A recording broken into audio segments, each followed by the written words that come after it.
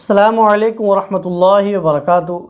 حضرات محترم، آج کی اس ویڈیو کے اندر ہم گفتگو کریں گے شب برات کی نوافل کے حوالے سے کہ اس کے اندر بہت زیادہ لوگ کنفیوز ہوتے ہوئے نظر آتے ہیں۔ لوگ سمجھتے ہیں کہ اس کے اندر ہمیں نفل پڑھنا چاہیے یا قضا نماز پڑھنی چاہیے۔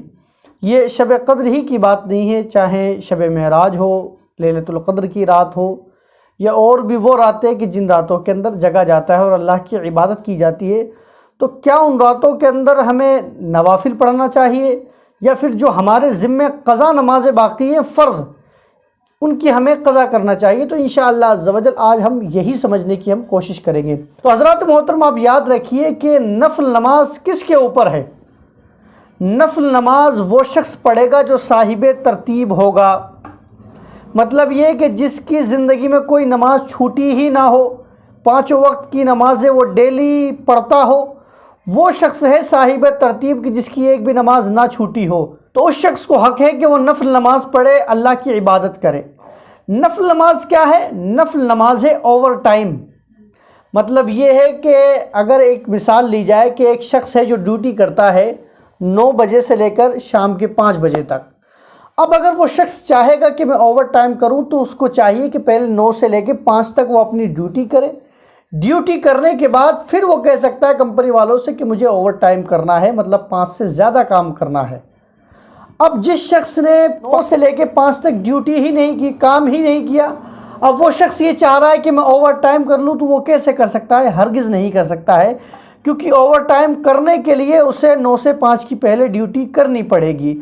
تو اسی طریقے سے مثال اس شخص کی ہے جو شخص چاہتا ہے کہ میں نفل نماز پڑھوں، تو اس کو چاہیے کہ جو اس کے ذمہ قضاء باقی ہیں نمازوں کی، ان نمازوں کو مکمل کرے، اس کے بعد وہ نفل نماز پڑھے۔ حضرات محترم، جو شخص نفل نماز پڑھتے ہیں اور قضا نماز نہیں پڑھتے ہیں، جن کے ذمہ قضاء عمری باقی ہے، ان شخص کی نفل نمازوں کا حال کیا ہوتا ہے وہ آپ سمجھ لیجئے کہ جس شخص نے نفل نماز تو پڑھی مگر اس کے ذمے جو قضا نمازیں تھی اس نے اگر وہ نہیں پڑھی، تو اعلیٰ حضرت علیہ رحمت و رضوان فرماتے ہیں کہ اس کی وہ نفل قبول نہیں ہوگی۔ یہ مسئلہ ہے، اس کی وہ نفل نمازیں معلق کر دی جاتی ہیں، لٹکا دی جاتی ہیں، قابل قبول نہیں ہوتی ہے۔ تو جن حضرات کے ذمے قضا نمازیں باقی ہیں ان کو چاہیے کہ وہ قضا نمازوں کو پڑھیں، جتنی ہو سکے اتنی قضا نمازیں پڑھیں۔ یہ نہیں ہے کہ صاحب وہ نفل پہ نفل تو پڑھتا جائے مگر جو اس کے ذمہ قضا باقی ہے اس قضا کو وہ نہ پڑھے۔ ہاں، اب علماء اس بارے میں بھی فرماتے ہیں کہ اگر کوئی شخص ایسا ہے کہ جو چاہ رہا ہے کہ میں نفل ہی پڑھوں قضا نہ پڑھوں، تو علماء فرماتے ہیں کہ اس کو روکا نہ جائے۔ اب وہ پڑھ رہا ہے نفل تو اس کو پڑھنے دے، کسی بہانے وہ اللہ کی بارگاہ میں اپنی پیشانی جھکا تو رہا ہے، اس کو وہ جھکانے دے۔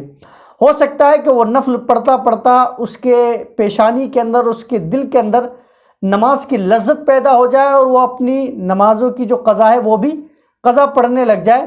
اس لیے علماء فرماتے ہیں کہ روکا نہ جائے۔ ہاں، بات مسئلے کی تو مسئلہ وہی ہے جو بتایا گیا، اس کے اندر کوئی کمپرومائز نہیں ہو سکتا ہے، لیکن یہ فرماتے علماء کہ کسی کو روکا نہ جائے۔ کوئی اللہ کی بارگاہ میں عبادت کر رہا ہے تو اس کو عبادت کرنے دیا جائے، اس کو روکا نہ جائے، اس کو ٹوکا نہ جائے۔ لیکن انسان کو بھی یہ بات سمجھنی چاہیے کہ اللہ تبارک و تعالیٰ نے ہمیں پیدا کیا ہے عبادت کے لیے، تو ہم اس کی عبادت کریں، اس کی فرما برداری کریں، اس کے حکام کو نہ توڑیں۔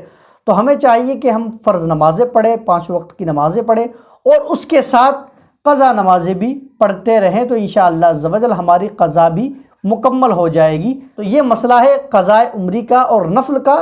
اگر ان دونوں میں سے چوز کرنا ہو کون سی پڑھی جائے تو پہلے قضا پڑھے، اس کے بعد وہ نفل نماز پڑھے۔